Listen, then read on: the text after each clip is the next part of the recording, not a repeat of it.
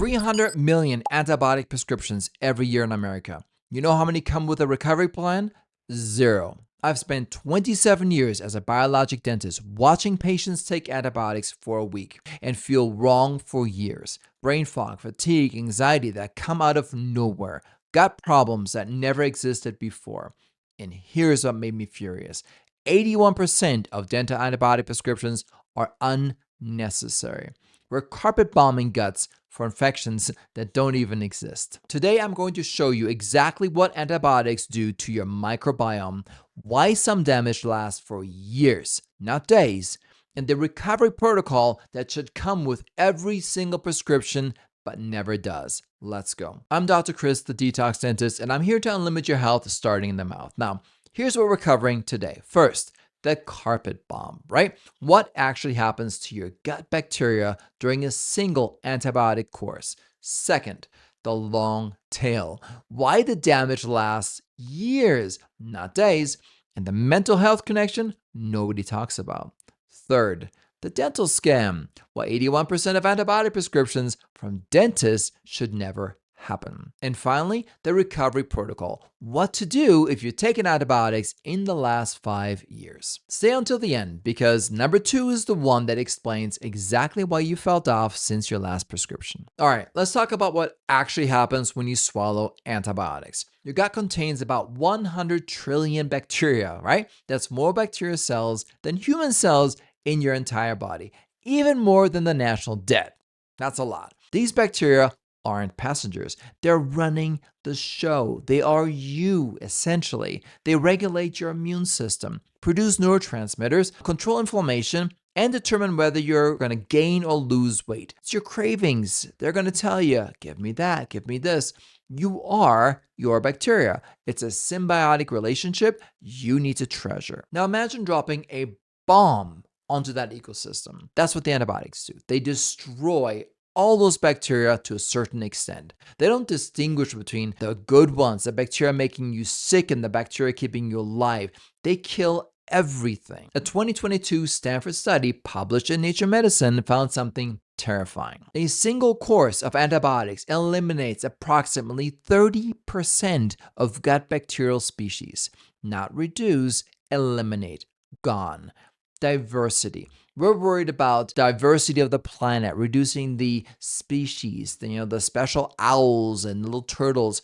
We're destroying billions of unique species in your gut every time we take an antibiotic. Gone forever. Now, here's the kicker, just so you know, forever means that after 2 years, a study showed that these species were still absent. They don't just come back, they are literally absent. One round of antibiotics, 30% of your bacterial ecosystem gone forever. But here's the trick most people miss. It's not just about losing bacteria, right? It's about what moves in to replace them. When you wipe out beneficial species, opportunistic pathogens take over. The bad guys move in. Candida, C. difficile, pathogenic strains that were kept in check by your good bacteria. They don't just survive the antibiotic. They thrive in the wasteland left behind. Your gut becomes occupied territory. Here's where it gets personal, okay? Have you taken antibiotics in the last 5 years? 10 years? Think about how you felt before versus after. Any memorable gut challenges, bloating, anxiety, any of the symptoms we discussed?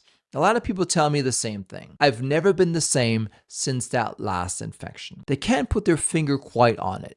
They just feel off, tired, foggy, anxious for no reason, maybe even depression. That's no coincidence. That's causation. A 2019 study in Nature Microbiology found that antibiotic use was associated with a 25% increase in depression and a 17% increase in anxiety. The first round, that only gets worse. A 2020 study in psychopharmacology found that adolescents, teenagers, who took antibiotics had a 40% higher rate of mental illness within 5 years. Why? Because your gut bacteria produce neurotransmitters, serotonin, dopamine, GABA. Kill the bacteria, crash the chemistry. Your brain runs on compounds made by bugs you just nuked. But here's what really gets me, okay? Antibiotics don't just kill bacteria, they damage your mitochondria directly. Your mitochondria, the power plants in every cell, evolved from bacteria. They share the same vulnerabilities. A 2013 study in Science Translational Medicine found that common antibiotics impair mitochondrial function. Fluoroquinolones like Cipro, probably the worst, they can cause mitochondrial DNA damage. One study reported damage in 35% of patients. That's not a side effect on the label. That's cellular destruction at the deepest level, right? So let me connect the dots for you. You take antibiotics, they wipe out 30% of your gut bacteria permanently. They crash your neurotransmitter production, your happy hormones, right? They damage your mitochondria. And then your doctor says, finish the course and sends you home. No recovery plan, no warning, nothing. No, please take some probiotics with this. No, eat a special diet with this to rebuild your microbiome. Nope, it's all about the infection. Tunnel vision is all we see these days in medicine. It's ridiculous. Now, let me tell you about my profession, right? Dentists hand out antibiotics like candy. Like you got a toothache, antibiotics. A patient calls me on a weekend. What's the answer? Antibiotics. Wisdom teeth coming in, antibiotics. Getting a cleaning, prophylactic antibiotics just in case. Here's the truth, right? A 2019 study in the Journal of American Dental Association found that 81% of dental antibiotic prescriptions were unnecessary. They actually had to change their guidelines. We've been doing this for decades, but we suddenly had to change the guidelines. 81% is a big number. I'll say it again. 4 out of 5 antibiotic prescriptions from dentists should never be written. Why does it happen? Because antibiotics are lazy diagnostic tools, right? If the pain goes away, it's infected. If not, it's cracked. I've used it many times. It's literally in the playbook. It's something we learn in school. That's not science.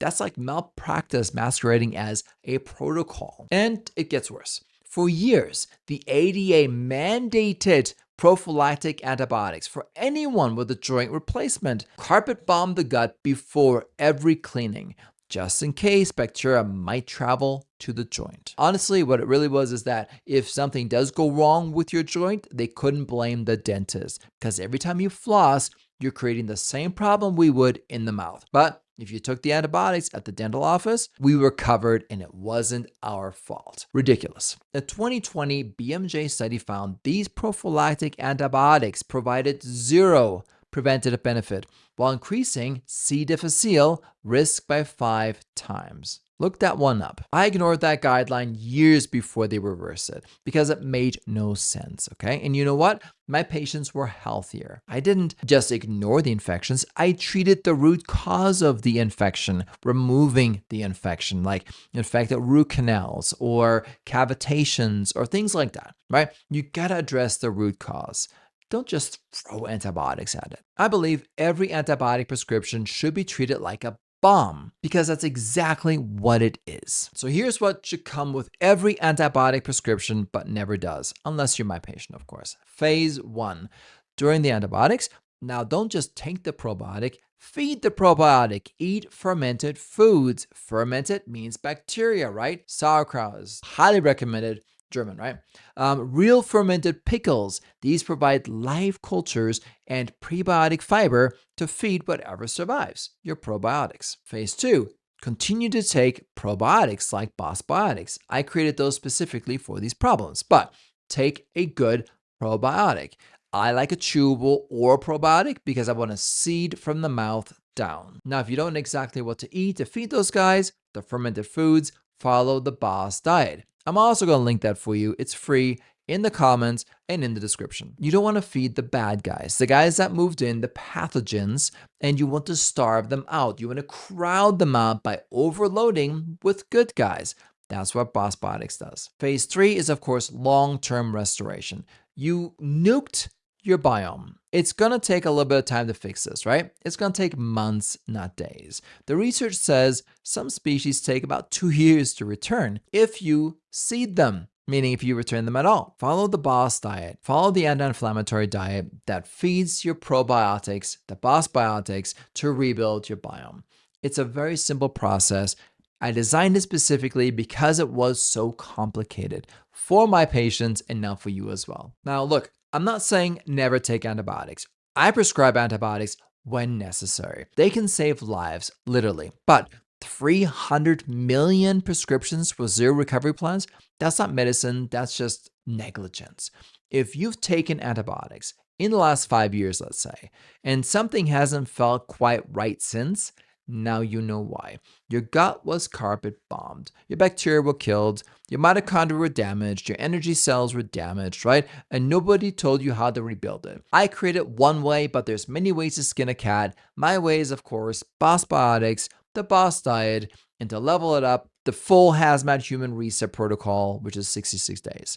That's how I rebuild biomes. But if you follow my videos, you're going to learn about every single step on your own, and you can figure this out. It's not rocket science. The 66-day hazmat human reset is how I fix this problem. You can get a free copy of it if you follow the link in the description as well as in the comments. Now, that's one way of skinning the cat. There's many ways of doing it. I tried to make it as simple as possible because there's just too many complicated protocols out there. And for me, if it's not simple, I'm just not going to do it. The reality is, every prescription should come with a recovery plan. It doesn't, so here's the one that I created